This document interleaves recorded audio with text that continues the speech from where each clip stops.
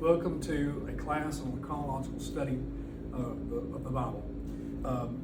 The reason for this class is I felt that it was important that our Sunday school class understood the Bible in a chronological way from the beginning to the end, so we would have an understanding of even some of our smaller, lesser known books, have a greater understanding of the Bible as a whole, and understand how it shows us how we have a Creator who loved us and sent His Son to die for us so we could have a relationship with Him in the end. We will be starting with Genesis chapter 1 today, but a few introductory words I want to say. I will be presenting different theories at different times, things that are kind of thought-provoking, but I do not plant my flag on any of these theories. I just present the theories because if you are going to be in the world, you're going to be presented with these theories.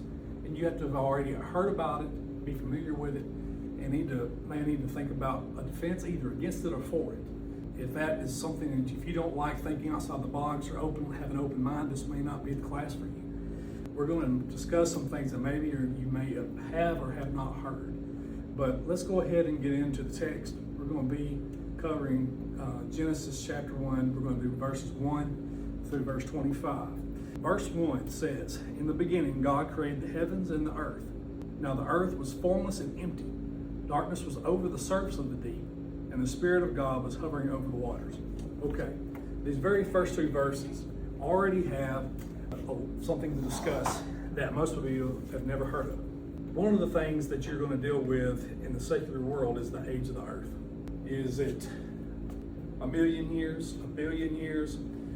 Most contemporary Christians or conservative Christians will believe or say that the earth is around 6,000, 6,500 years of age. The evidence for some of the secular beliefs, of course, it would be geological, fossil data, carbon dating, and other things. So you have to really be able to think about what you believe and what you think based off some of this data that comes out. Not all of this is something you can hang your hat on. Science, I think, is something as a practice. It's not something that's completely confirmed as why it's science. It's always being tested, or it should always be tested. And science should be able to be questioned as well. Also, I think God is big, and God is not so small that you can't ask Him questions or question what is written to try to have a better understanding. God is our God is a big God and can be questioned. So the question comes up in this very first verse. In the beginning, God created the heavens and earth. Now the earth, actually the second verse. Now the earth was formless and empty. Now that word was in Hebrew can actually mean two different things. The Hebrew word can be was or became. And that's a big difference in was without form or became without form. If something became without form, it means that there was something there that was destroyed. And this is what is called the gap theory. The gap theory is a theory that there is an untold, unknown, large amount of years between verses 1 and 2. And in fact, this may have been the period of time when Satan, or Lucifer, was cast out of heaven due to his pride, and actually had caused corruption on some of God's creation. I'm not saying this is true. I'm just saying that this is what the gap theory is, and you're going to be confronted with it. The gap theory, though, would help if we knew that we had a much older Earth. It would help with some of these things that we deal with, but we don't know for sure. But that's why it's called a theory. So you could have at this point, by verse 3, you could have already had something that had been around for thousands of years. We don't know. I know that it says that the earth was formless and empty, which means that there was something there prior to creation, or with creation. I shouldn't have said prior to creation, but that God had already created it and had to recreate it, if you go along with the gap theory. And it says that there was darkness over the surface of the deep, and the Spirit of God was hovering over the waters. Water, especially in Hebrew culture, symbolized chaos, and emptiness and darkness represents evil. So what you would have would be this earth, which it says in verse 2, which was kind of formless, empty, chaotic, and evil, which could account for the fall of Lucifer and Satan and his minions on the earth, that there was a long gap.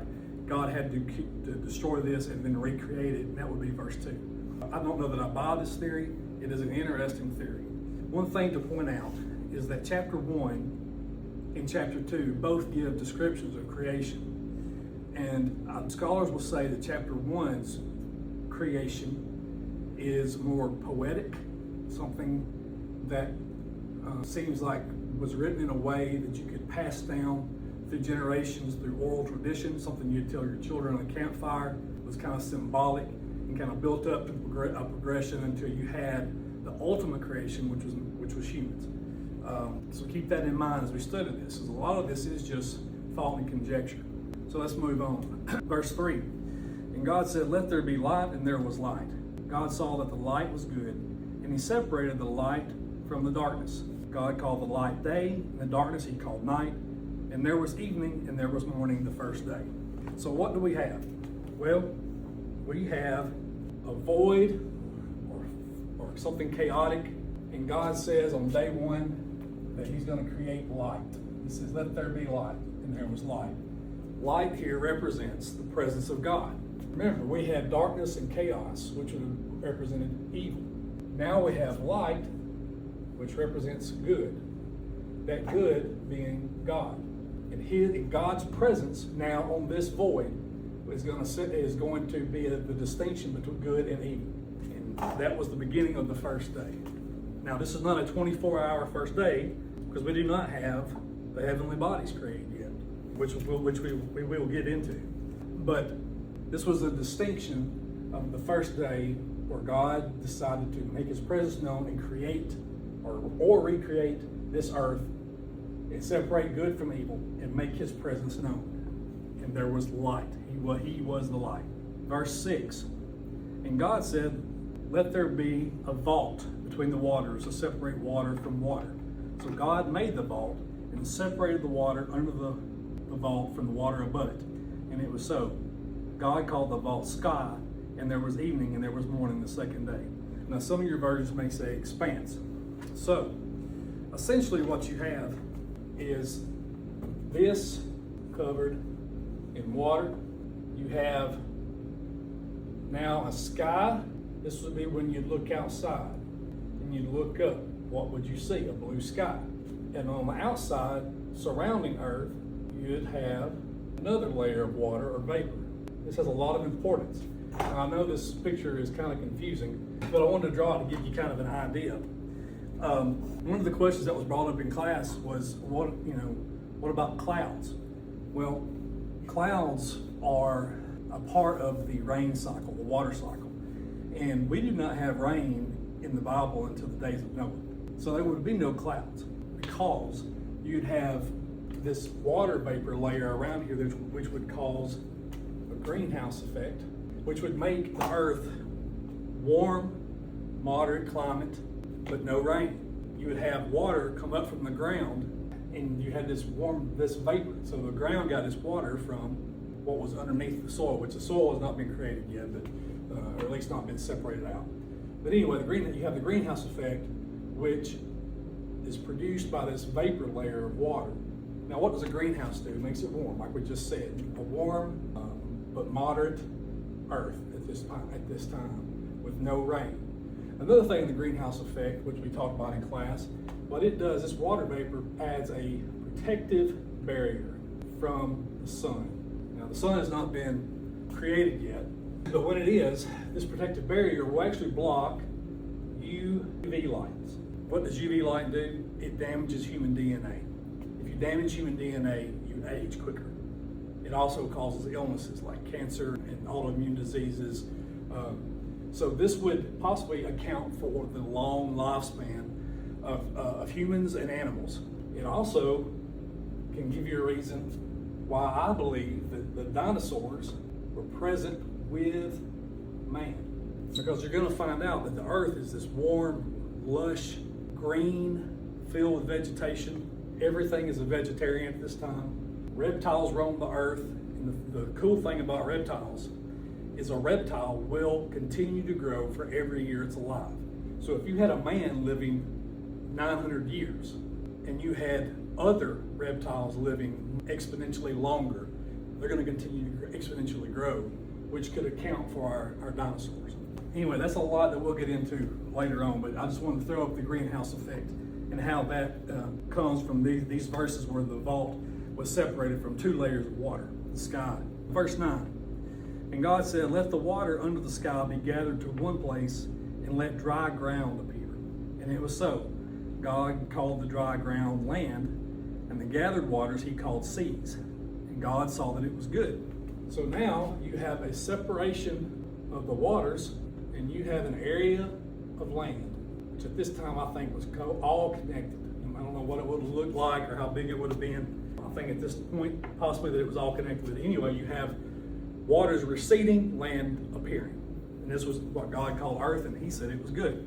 So at this point, we have day 1 being light, day 2, the vault or expanse, sky, day 3 was the earth.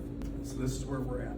Verse 14, and God said, let there be lights in the vault of the sky to separate the day from the night, and let them serve as signs to mark sacred times and days and years. And let them be lights in the vault of the sky to give light on the earth. And it was so. God made 2 great lights, the greater light to go over the day, and the lesser light to go over the night. He also made the stars. God set them in the vault of the sky to give light on the earth, to govern the day and the night, and to separate light from darkness. And God saw that it was good. And there was evening, and there was morning, the 4th day. So the 4th day, you have sun, moon, and stars.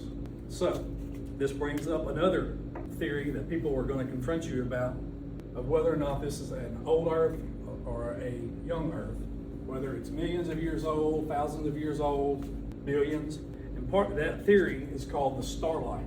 And that is because you have your sun, which of course this is not the size, is not what this does not correlate with size. The sun, the moon, which really would have been over here. And then you've got stars out here. And these stars are shining, and we can see them from the earth. Now, to see something, it produces light. And light travels at a certain speed. We call that a light year. So it's however fast the light can travel in a year. Well, we've calculated these stars that we see in other galaxies that we see are millions of light years away. Well, if that means it takes a million years for that light to travel from this point to this point for us to be able to see it, why? How can the Earth only be 6,500 years old? Well, that's the Starlight Theory. And you've got apologetic astronomers that really don't have a great theory for this, other than we take God at His word, and that all we know is what the Scriptures say, and then just like He produced man as an adult, and animals as an adult, and plants as an adult, He produced an old Earth, and He produced these lights already here as if they've been around for millions of years. And God can do whatever He wants to. But understand, I present this theory because this is going to be something that people are going to ask. And it's a very hard question to answer, especially if you've never been presented with it before. But I wanted you to understand that, because if it takes a million years for this light to travel, how old does that make the Earth for us to even be able to see this star? Well, we have to accept either this is a very old Earth, and like the Scriptures say, 1,000 years is like a day, as a day is like 1,000 years to God. He lives on a different time frame than we do. Let's move on. Verse 20. And God said, let the water teem with living creatures, and let birds fly above the earth across the vault of the sky. So God created the great creatures of the sea and every living thing with which the water teems and that moves about it, according to their kinds, and every winged bird according to its kind. And God saw that it was good. God blessed them and said, be fruitful and increase in number, and fill the water in the seas, and let the birds increase on the earth. And there was evening, and there was morning, the 5th day. So the 5th day, we have fish and birds. Now going back to day 4 for a minute, one of the things that was mentioned is that God put the sun and the moon and the stars in there for a reason. It was to govern, to discern between night and day, of course. But He also says in verse 14, let them serve as signs to mark sacred times and days and years. So He knew from the beginning in His great wisdom of how we would use the movement of the star, movement of the sun, not the sun, but the movement of the moon and how the stars are. Really, the movement is from Earth, and how we can tell where Earth is in relation to all these celestial bodies. And we can use that to tell time, we can use that to navigate the seas. All these things that God has created has a purpose. Of course, on the fifth day, we have the fish and the birds. They fill the sea and the air. And what's interesting is he says, according to its kind, which means if this fish is a bass, when it reproduces, it produces another bass, its kind. It's not going to produce a carp. So he says this, he also again in the livestock, that things produce its own same kind. Verse 24, and God said, let the land produce living creatures according to their kinds, the livestock, the creatures that move along the ground, and the wild animals, each according to its kind. And it was so. God made the wild animals according to their kinds, the livestock according to their kinds, and all the creatures that move along the ground according to their kinds. And God saw that it was good. We're going to get into it, but right now we've got livestock, or land animals. We're then going to also have humans.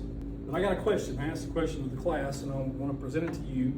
We're going to read later on that everything, all the livestock, man, fish, birds, everything is going to live off vegetation. Everything to create, all living things are vegetarians. So the question I posed is, if everything's going to be a vegetarian, why do we have fish and birds and livestock? Because God in his ultimate wisdom knew that for humans to be able to populate and live on an earth, there had to be a complete ecosystem. So if you've got this lush green earth with vegetation growing because of the warm greenhouse effect, and you've got humans there but nothing else, it's going to be hard to keep up. But with livestock and fish and birds, it also, they eat the excess, they keep it trampled down, they move the earth, they till it up, they keep the seas clean, and they also fertilize. So God in his wisdom created these animals even at this time, knowing that even though we're not eating them, one of the uses would be to have a complete ecosystem. I mean, if you think about it, in order for our gardens to grow well, we sometimes need to aerate our gardens, and the way we do that naturally is if we have a garden that can keep worms, because the worms will burrow and they will actually aerate the dirt and make the dirt more fertile. So this is about as far as we got today in class, so this is kind of a catch-up for those that may have missed. I don't have all the answers. I'm not a Bible scholar, but I do study the Word, and I do make an attempt to seek out the truth, but I also like to present things that will make you question, that will make you be able to answer questions that you receive. And also, I want people just to think and not be spoon-fed the Bible. I want you to be able to read the Bible and ask questions, not just to yourself, but to God and friends, and think about it and discover it. And today I presented a good bit on the first 6 days. Having completed the 6th day, we'll start back at the middle of the 6th day next week when we get into how God created man. But I want you to also keep and remember that chapters 1 and 2 are both talk about creation, but in different ways. So a lot of this we may be taking literal when it may have been just written poetically, so people could remember it. But either way, it doesn't matter, because our God's a big God, is a powerful God, and he can do whatever he wants. If he wanted to create all this in one day, he could have. But there's a reason that it was taught to us this way. One of the other things that was brought up in class that I forgot, I want to talk about it real quick, and then we'll end the lesson, is sometimes you're going to come up that one of the arguments saying that is a young earth and that everything was created in 24 hours, these days are 24-hour days, is because you had plants, vegetation, created on the 3rd day.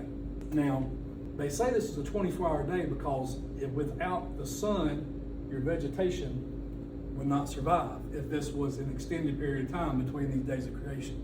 Well, do you actually need the sun to grow plants? And the answer is no. I've grown plants without the sun just by producing artificial light.